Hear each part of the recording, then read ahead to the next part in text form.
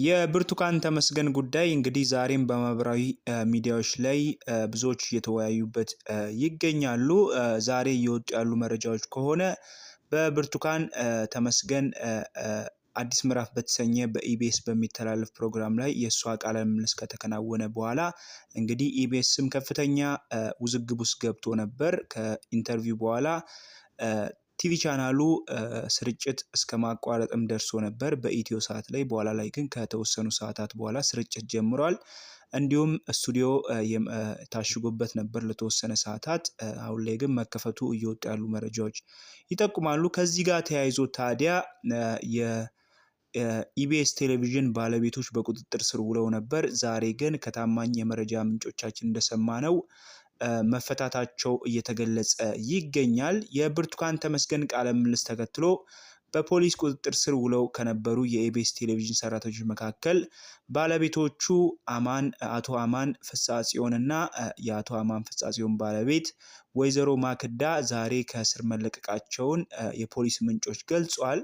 ባለ ታሪኳ ብርቱካንን ጨምሮ ፕሮግራሙን ያዘጋጁና ካሜራማኖች እስከ ኤዲተሮች ድረስ በቁጥጥር ስር የሚገኙ ሲሆን የጣቢያው ባለቤት አቶ አማንና ባለቤታቸው ማክዳ ለሕክምና ውጭ ሀገር ቆይተው እንደተመለሱ በፖሊስ እንደተያዙ ከዚህ በፊት እየወጡ ያሉ መረጃዎች ይጠቁማሉ።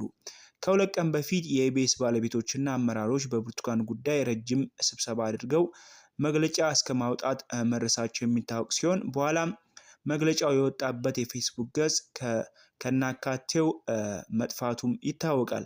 ከሰዓታት በኋላ ደግሞ አማንና ማክዳ መታሰራቸው ተገለጸ። አማንና ማክዳ ለፖሊስ ቃለ መስጠታቸው በሁሉ ነገር ላይ ከህግ አካል ጋር እንደሚተባበሩ በመግለጻቸው ነው የዋስ መብታቸው ተከብሮ እንዲፈቱ የተደረገው ሲሉ የፖሊስ ምንጮች ጠቁመዋል። እንግዲህ ብርቱካን ቃለ ምልልሷ ከወጣ በኋላ ብዙዎች ሀሳባቸውን እየሰጡ ይገኛሉ። የኢቢኤስ ባለቤቶችም የታሰሩት በመንግስት አካላት ነው። ምንድነው የሆነው?